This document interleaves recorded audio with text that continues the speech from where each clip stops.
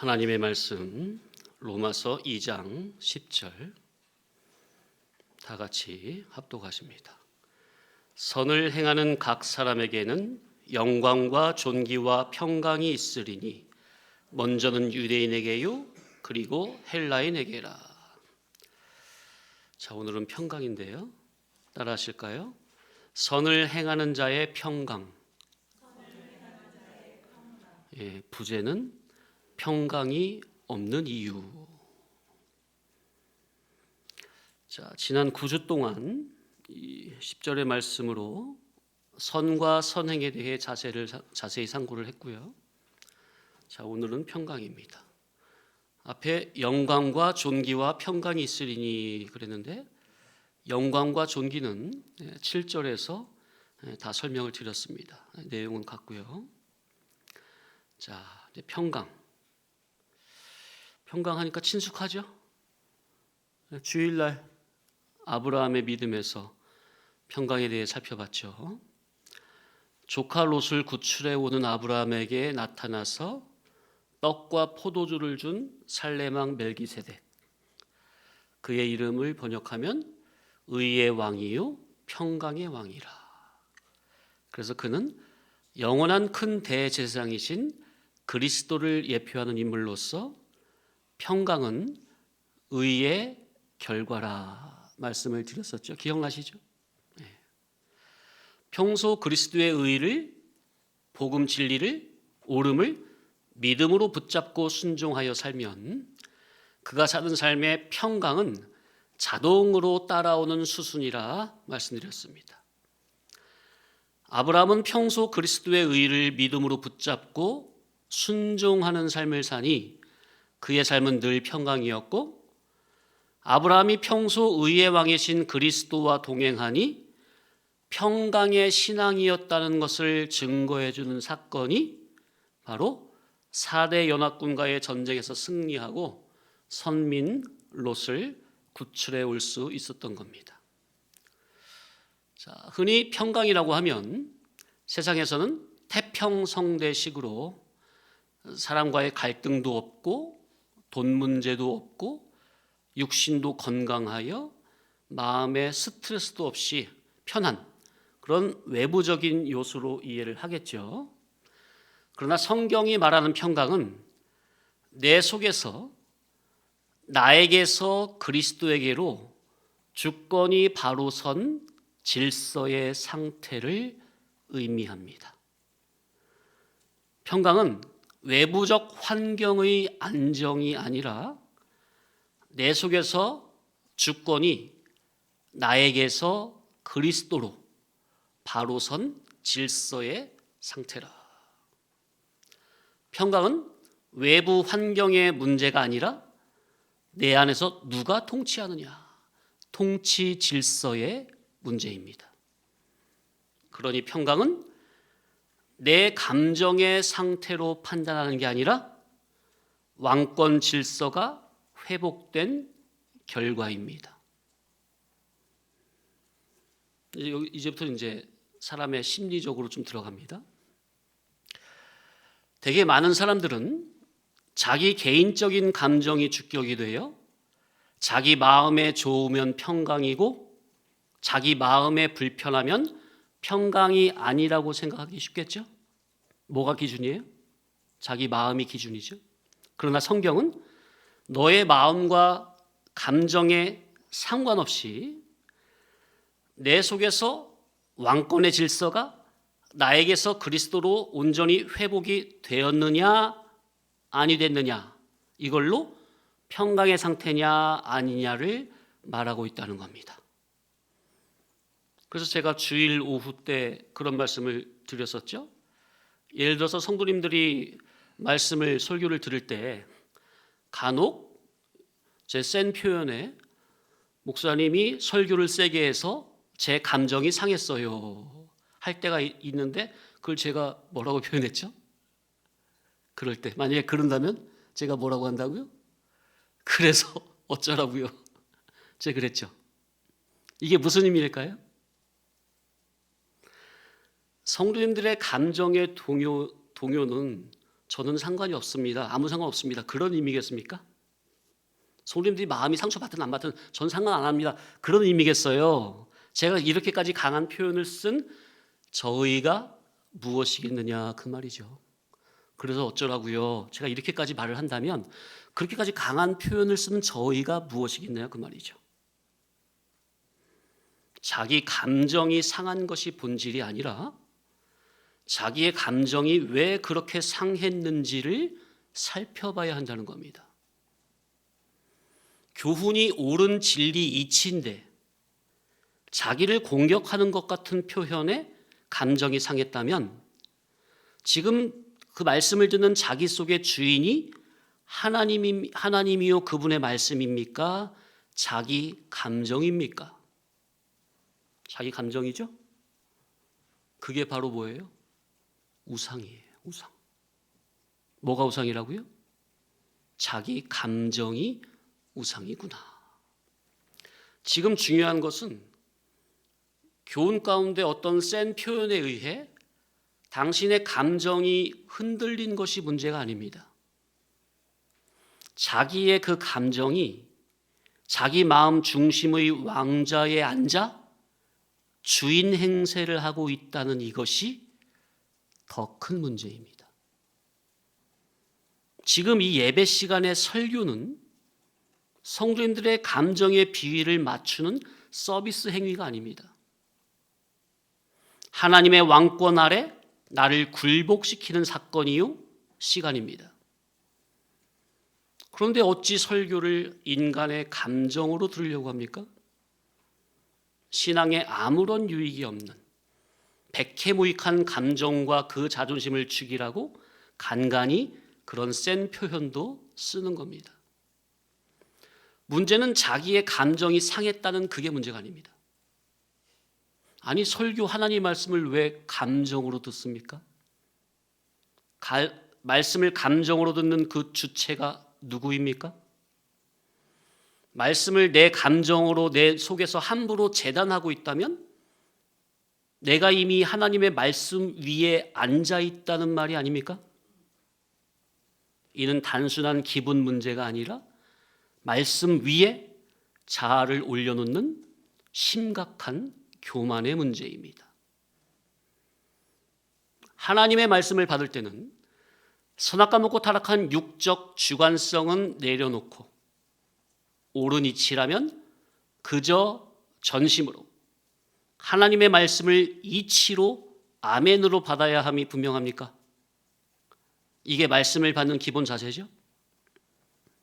그런데 그런 하나님의 말씀이 자기 기분과 감정에 맞으면 아멘이고 자기 감정에 상하면 듣기 싫다? 야, 이건 해도 너무하다. 아무리 하룻강아지 법무서인 줄 모른다지만 내 마음의 생각이 넘어야 할 선이 있고 절대로 넘지 말아야 할 선이 있습니다. 스스로를 위해서라도 그 선을 지켜야 합니다. 저는 지금 제 설교적 표현에 상처받지 말라는 말이 아닙니다. 왜 상처를 받았는지 자기 마음을 살펴보라는 거예요. 바로 그 속에 나만의 우상이 숨어 있습니다.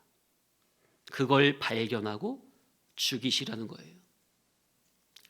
그런데 내 속에 숨겨진 그 우상은 발견하여 죽이려 하지 않고 왜 목사님은 나에게 그렇게 상처를 주느냐 하며 인정받고 싶은 욕구와 자존심과 피해의식에 사로잡혀 있다거나 나는 항상 옳다는 자기만의 의라는 그 집착과 상한 감정에만 매여 언제까지 말씀을 이치로 받지 못하고 계속 과거의 감정에 매몰되어 있으면 이게 지금 단순히 설교자 잡고 감정 싸움하는 거겠습니까?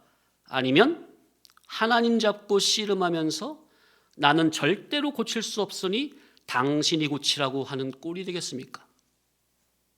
이게 이해가 되십니까? 이게 지금 얼마나 심각한 상황인지. 성도가 반드시 해야 할 회개는 하지 않고 과거 상처만 붙들고 책임은 외부에 돌리고 나는 변하기 싫어하면서 타에게만 변화를 요구한다면 이게 과연 진리 신앙의 자세라 할 수 있겠습니까?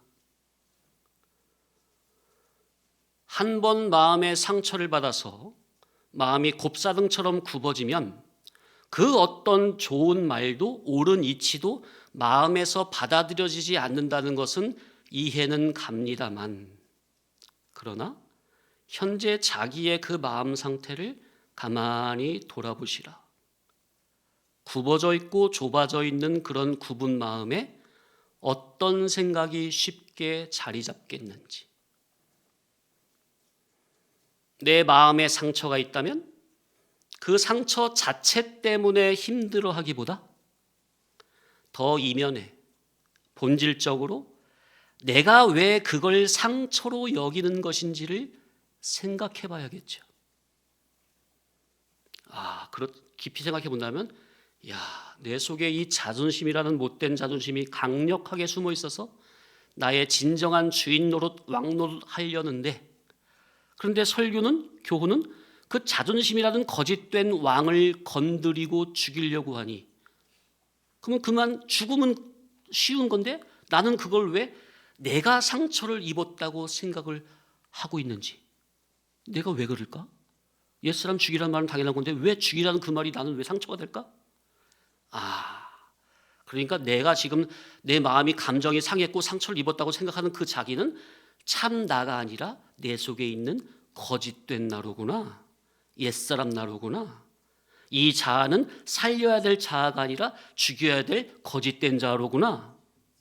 그래, 자존심이고 뭐고 결국은 다 옛사람에서 나오는 것이니, 백해무익한 것이니 이제 말씀 앞에서 그저 죽자.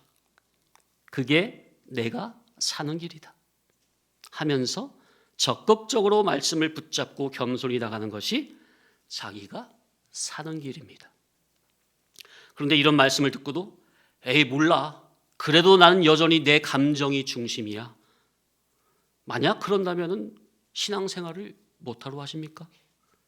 예배는 왜 드리십니까? 그냥 세상에 나가서 하나님과 상관없이 멋대로 살면 되지. 물론 내 마음의 상처가 다 육적 자존심 때문만은 아닙니다. 학대적인 언어나 모욕적인 말로 인해, 그리고 반복적인 악한 말로 인격이 손상된다거나 아니면 예전에 어떤 트라우마적 반응도 있습니다. 사람들의 악한 말로 인해 받은 상처도 분명 있습니다. 그러나 지금 제가 말하는 것은 단순히 말 표현이 셌냐 안 셌냐의 문제가 아니라 진리의 교훈을, 하나님의 말씀을 이치로 듣지 못하고 이치 앞에서 감정적으로 일어나는 반발을 말하는 겁니다. 그래서 성도님들 권면합니다. 제발 강대상에서 선포되는 진리의 교훈은 어떠한 일이 있어도 감정으로 들어 감정 싸움 하지 마시기 바랍니다. 설교는 내 감정이 기준이 되어 기분 평가의 대상으로 삼으면 안 되고 진리적 판단과 자기 성찰의 자리로 삼고 들어야 합니다.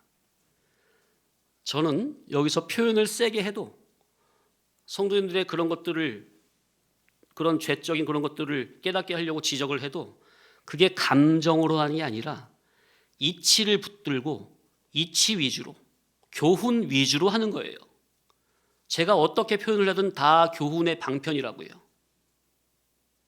그런데 오늘날 많은 교인들이 설교를 듣는데 재미가 있었나? 기분이 좋았나? 위로가 됐나? 아니면 내 스타일인가? 등 교훈을 소비적 기준으로 흐르기 쉬운데, 하나님의 말씀은 나를 해부하고 교정하는 도구입니다. 이 점을 유의하시기 바랍니다. 그리고 교훈, 표현의 방편은 설교자의 권한입니다. 성도님들이 그런 것까지, 사사로운 것까지 다 터치를 하고 들어가면 그거는 기본선을 넘은 것이고 인도자와 성도와의 신뢰 관계를 깨는 행위입니다. 이는 단순히 취향의 충돌이 아니라 목회 질서의 붕괴로 이어지는 겁니다. 그러니 대화나 아니면 바른 교훈을 통해 오해를 해소하거나 상호 점검을 통해 회복해야 합니다. 그런데 이런 긍정적인 방향으로 나아가고자 하는 노력은 안 하고 계속해서 그런 감정에 거기에 매몰돼 가지고 그런 상태에 머물려고 한다면 건강한 신앙생활은 더 이상 힘들어지게 됩니다. 마치 죄가 가인의 마음 앞에 엎드려 어떻게 하면 언제 넘어뜨릴까 하며 항상 기회를 엿보는 거기에 자기도 걸리게 됩니다. 그러니 성도님들, 강대상의 말씀을 감정으로 판단하지 마시기 바랍니다. 때로는 강한 표현도 교훈과 각성을 위한 목회적 수단과 방편일 수 있습니다. 물론 제가 더 신중해야 할 책임도 물론 있죠. 그러나 성도님들 역시 저의 말 표현보다 교훈 안에 들어있는 진리를 먼저 헤아리는 마음이 요구됩니다. 그러니까 제가 달을 보라고 손가락을 가리키는데 왜 손가락 가지고 왜 이렇게 손가락이 못생겼냐 그러면 되겠느냐 그 말이에요. 서로 신뢰할 때 공동체는 함께 자라가는 겁니다. 자, 그런데 감정으로 교훈을 듣는다는 자체가 이미 자기 내면에 감정이라는 우상이 강력하게 자리 잡고 있다는 증거입니다. 그러니 상처받은 감정 자체가 중요하게 생각돼요. 나를 위로해달라며 치료의 대상으로만 여기지 말고 내 마음의 왕자를 지키려는 옛사람의 저항으로 꿰뚫어보고 옳은 이치 앞에서의 그런 감정적 저항은 말씀의 검으로 과감히 죽이시기 바랍니다. 이런 믿음을 써야 돼요. 이거는 자기의 의지로 스스로 할 수밖에 없어요. 제가 어떻게 못해요. 성도님들 의지를 제가 어떻게 끄집어가지고 말씀의 제단 앞에 번제 앞에 어떻게 올립니까? 그건 누가 올려야 돼요? 각자가 올려야 돼요. 이건 스스로 하지 않으면 누구도, 하나님도 하실 수 없어요. 자기의 의지는. 그게 진정으로 상처가 치유되는 길임을 깨닫기 바랍니다. 그러니 마음의 상처가 치유 대상이 될 수는 있으나 어떤 상처는 치료의 대상이 아니라 죄성과 옛사람의 저항일 수도 있다는 것. 모든 상처라고 해서 나 목사님께 어떤 성도의 말에 시험받았어, 상처받았어 라며 피해자 프레임이 정당화되는 것이 아닙니다. 특히나 타락한 오늘날 교회를 보면 또 세상을 보면 내가 상처받았으니 나는 옳고 네가 틀렸다. 내 마음이 불편했으니 당신이 틀렸다. 내 감정이 진실의 기준이다 라고 생각을 합니다. 특히나 이건 좌파적 사고와 연결되는 거죠. 자기 감정이 기준이 되는 것. 그러나 상처를 받았다는 사실만으로 자기가 의로워지는 것은 아닙니다. 어떤 상처는 회개의 대상이기도 합니다. 특히나 옳은 이치에서 오는 상처는 대부분 회개의 대상입니다. 치료할 대상이 아니라, 치유의 대상이 아니라 회개의 대상이라고요. 이걸 구분해야 합니다. 모든 감정의 반응을 죄요, 감정 우상이라 할 수는 없습니다. 그러나 옳은 진리 이치 앞에서 내 감정이 먼저 반발한다면 그 속에는 감정이라는 우상이 숨어 있는지부터 잘 살피고, 만약 그것이 감정 우상이 아니란다면 그러면 왜 인도자가 저렇게까지 말하는지 인도자의 의중을 먼저 헤아려 봐야 할 것이요, 그것도 아니라면 내 상한 감정에 매몰되어 마음에서 죄를 더 짓는다거나 아니면 몸 밖으로 믿음의 공동체에 그 죄악의 씨를 퍼뜨리지 말고 정 이해가 안 된다면 직접 찾아와서 왜 그런 표현을 쓰셨는지 겸손히 물어봐야 합니다. 그래서 하나님의 말씀을 감정이 아닌 이치로 듣고 교훈으로 받아서 말씀의 빛의 인도에 그저 순종함으로 고침받는 새 사람이 되어야겠습니다. 자, 그러니까 이제 다시 아브라함으로 돌아와서 보면 평소 아브라함의 내적, 영적, 신앙 인격의 상태가 의요 평강이니 그의 영적 상태를 증명하는 사건이 바로 그 전쟁 사건이라는 것. 자, 만약 아브라함이 롯이 잡혀갔다는 전쟁 소식을 듣고 아브라함이 롯이 자기를 떠난 그 배신한 그 감정에 휘말려 가지고 그 소식을 듣고서 감정으로 대했다면 어떻게 했을 거예요? 어떻게 했을까요? 네, 그럴 줄 알았다. 눈에 보이는 세상 향락에 빠져가지고 감히 하나님을 버리고 진리를 버리고 선지자를 버리고 가더니 쌤통이다, 잘됐다 하지 않았을까요? 사람들이 세상을 보는 방식은 두 가지입니다. 하나는 자기 감정 중심 해석으로 상대에 대해 섭섭함, 복수심, 자존심, 그리고 거리두기입니다. 하나는 복음 중심 해석으로 저 사람을 어떻게 하면 살릴까? 여기에서 하나님의 뜻은 무엇일까? 내가 해야 할 성도로서의 책임은 무엇일까를 상고합니다. 제가 교훈 가운데 간혹 강한 표현을 나간다면 그것은 전자일까요? 후자일까요? 전자는 감정 중심, 후자는 복음 중심, 구원 중심. 그러면 성도님들이 간혹 교훈 가운데든 평소 성도와의 교제 가운데든 관계성에서든 내 감정이 상하는 것은 전자 때문일까요? 후자 때문일까요? 복음 중심의 해석은 감정 상할 일이 없어요. 그러니 롯이 전쟁의 포로로 잡혀갔다는 사건을 접한 아브라함은 롯이 과거에 잘못한 것은 잘못한 거고, 그래서 아브라함은 감정이 아닌 신앙의 이치와 구원 적용으로 보는 겁니다. 이게 바로 마음 중심의 그리스도를 주인으로 모신 결과이고요. 만약 아브라함이 마음 중심의 그리스도를 주인으로 모시지 않고 자기가 주격이라거나 자기 감정이 우상이었다면 절대로 롯을 구출하러 갈 수가 없었을 겁니다. 오히려 잘됐다, 꼴 좋다, 쌤통이다, 역시 하나님은 살아계시구나, 아니면 어이구 저런, 기도나 해주자, 사실은 기도하지도 않을 거면서 하는 거겠죠. 그리스도 밖에 있으면 이렇게 된다고 말이에요. 그러니 하나님께서는 아브라함이 평소 그리스도와 동행하는 그의 신앙 믿음을 드러내고 자랑하고 높여주시기 위해 그 전쟁이라는 사건을 동원하신 것이요, 전쟁에서 승리하고 온 아브라함을 멜기세덱이라는 지극히 높으신 하나님의 제사장을 통해 복을 빌어주신 겁니다.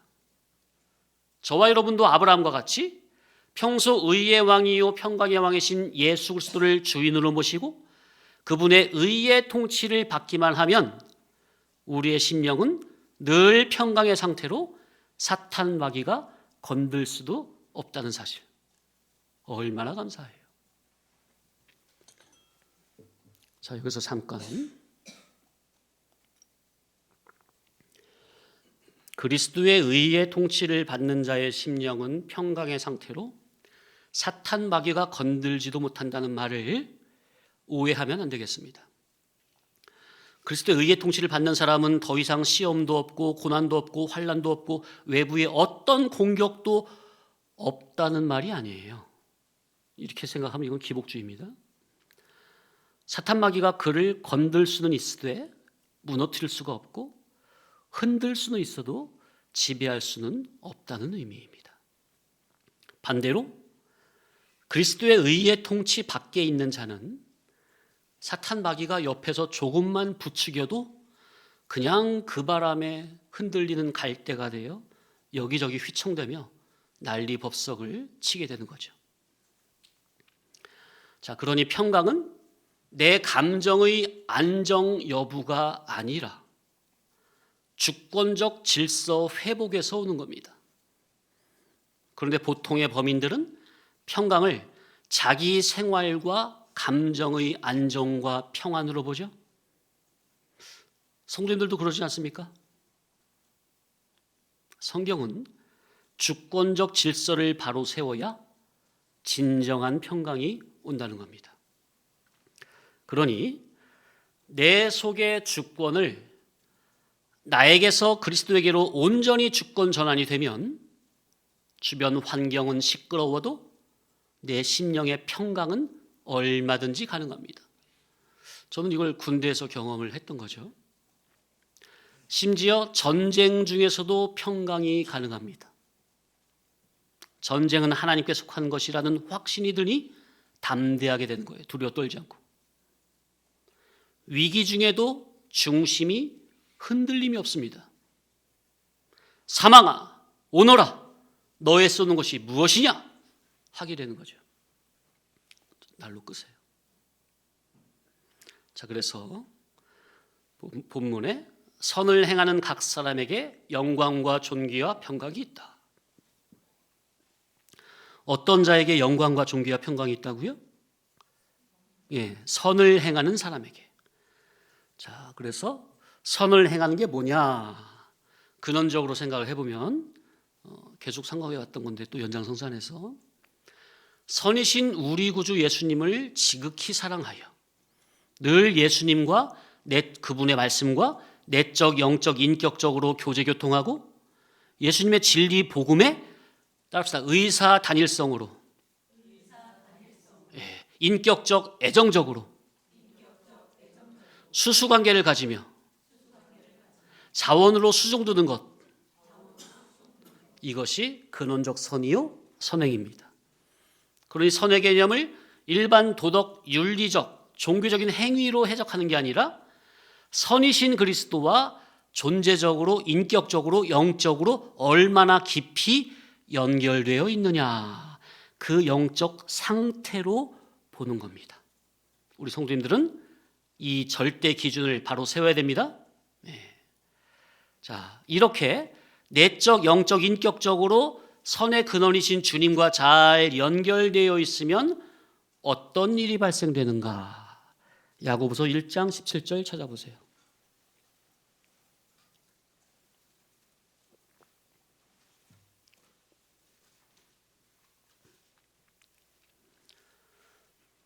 야고보서 1장 17절.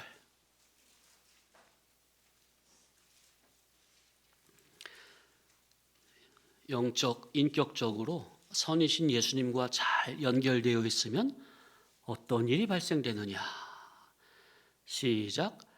온갖 좋은 은사와 온전한 선물이 다 위로부터 빛들의 아버지께로부터 내려오나니 그는 변함도 없으시고 회전하는 그림자도 없으시니라. 예, 정말 기가 막히죠? 모든 신령한 좋은 것이 다 아버지께로부터 곧 선이신 예수님을 통해 나에게 내려오는데, 자, 그러면 해석이 중요하죠? 주님으로부터 내려오는 온갖 좋은 선물이 뭘까요? 육신의 양식, 의식주 생활 문제 해결, 그런 게 온전한 선물일까요? 또 앞에 온갖 좋은 은사라 했는데, 그러면 성령의 어떤 은사적인 능력을 받아가지고 산적한 문제를 해결하는 그런 의미일까요? 그렇게 해석한다면 이 요한복음 6장에 표적이 아니라 떡을 먹고 배부른 까닭으로 예수님을 찾은 무리와 무엇이 다르겠어요? 그죠? 주님으로부터 오는 온갖 좋은 은사와 온전한 선물이란 것이 그런 몸 밖의 현상적, 물질적인 것이겠습니까? 아니면 영적, 인격적, 실상적인 것이겠습니까? 그러면 앞에 온갖 좋은 은사를, 실제 성경에 은사가 많이 나오잖아요. 그런 은사라고 해도, 그러면 하나님께서 교회에게 은사를 주신 목적이 무엇입니까? 자기의 산적한 육신의 문제 해결입니까? 거룩하고 온전한 인격이 목적이겠습니까? 그죠? 보통은 좋은 은사를 선물, 또 온전한 선물을 복받는 것으로, 또 평강은 외부적으로 문제가 없는 것으로, 또 선행은 일반적으로 착한 마음씨, 착한 행동, 이런 것으로 이해를 하겠으나 성경에서 말하는 좋은 은사의 목적은 교회의 온전을 위함이요, 곧 거룩함과 성품과 인격의 열매죠. 또 평강은 현재 주님의 통치를 받는 그의 심령 상태를 의미함이요, 외부 조건하고 상관없이. 또 선행은 도덕 윤리적 선행하고 상관없이 현재 그의 존재 상태가 그리스도와 인격적으로 결합이 되었느냐, 이것을 말하고 있는 거예요. 그 개념이 완전히 다 안에 거죠. 인격적인 것이죠. 선이신 우리 구주 예수님을 사랑하여 늘 주님과 내적, 영적, 인격적으로 교제교통하고 주님과 의사 단일성으로 인격적, 애정적으로 수수관계를 가지며 자원으로 수종을 들다 보면 우리 예수님으로부터, 따라합시다, 거룩한 성품이 건너오고 참된 기쁨이 건너오고 주님의 평강이 건너오고 주님의 진리가 건너오고 주님의 아가페가 건너오고 성령님의 영감이 건너오고,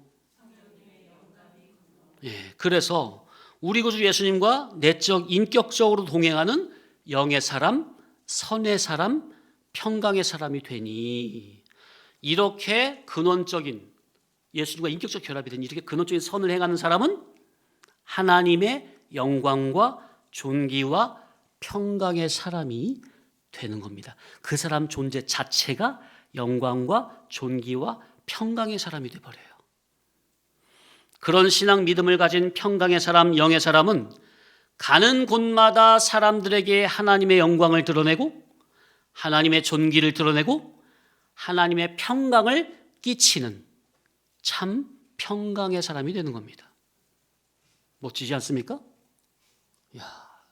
그런 성도님들, 선을 행하는 데 초점을 맞추지 말고 평강하기를 바라는 데 초점을 두지 말고 영광과 존귀를 먼저 바라지 말고 항상 선이요 의의 근원이신 예수 그리스도를 내 마음 중심의 주인으로 모시고 주님과 인격적 결합을 하는 이 근원적 선에 초점을 맞추시기 바랍니다.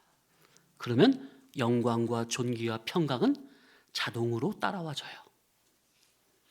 우리 주님과 인격적 의사적 단일이 되면 우리 주님으로부터 모든 신령한 좋은 것은 다 내려오는 겁니다.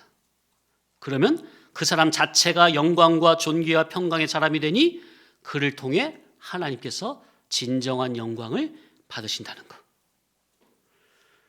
나는 지금 현재 어떤 상태입니까?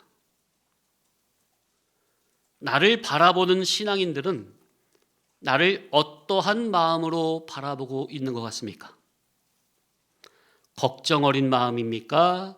기쁨과 감사함과 평강의 마음입니까? 내 마음에 평강이 무너져 있다면 그 이유는 무엇이겠습니까? 이는 환경 때문이 아니라 저 사람 때문이 아니라 목사 때문이 아니라 내 속에서 주인의 자리가 바뀌었기 때문임을 알아야 합니다. 예수님이, 그분의 진리가, 복음이 주인이 아니라 내 감정이, 자존심이 주인이란 소리예요. 내가 주님을 진정 나의 주인으로 모시지 않고 선악 과먹고 타락한 기존의 내가 주인 행세를 하기 때문에 진정한 평강이 없는 것이고, 그가 사는 삶은 영광도 아니고 존귀도 안 되는, 천국의 거룩성과는 전혀 상관없이 자기 육적 주관성과 아집과 교만이 똘똘 뭉친 고집으로만 살아가는데, 하나님의 거룩한 자녀가 이런 상태라면 아버지 하나님의 마음은 어떠하시겠으며 인도자의 마음은 어떠하겠으며 진리 성도들의 마음은 어떠하겠습니까? 나는 하나님 앞에서 어떤 자이며 믿음의 공동체에서 어떤 영향력을 끼치는 사람입니까? 평강입니까? 불편함입니까? 하루빨리 회개하여 돌이켜 진정한 평강 가운데 살아가시기를 간절히 바랍니다. 기도합니다. 거룩하신 아버지 하나님, 오늘도 말씀으로 참된 평강이 무엇인지 깨닫게 하시니 감사합니다. 세상이 말하는 평안은 환경의 안정이지만 주님께서 주시는 평강은 우리 마음의 왕자의 예수 그리스도께서 주인 되시는 질서의 회복임을 배우게 하셨습니다.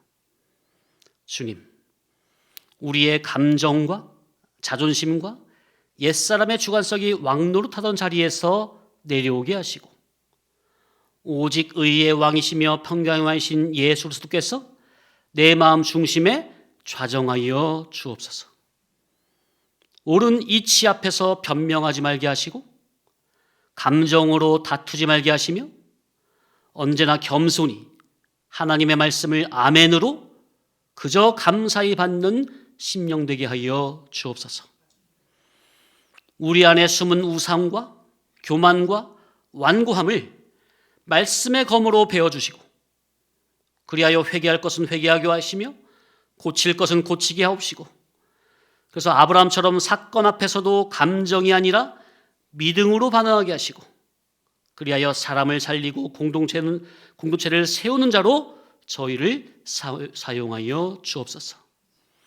주님과 인격적으로 동행함으로 주께로부터 거룩함과 기쁨과 사랑과 평강이 날마다 흘러오게 하시고 우리 각 사람이 가는 곳마다 하나님의 영광과 존귀와 평강을 나타내는 복된 성도가 다 되게 하여 주옵소서.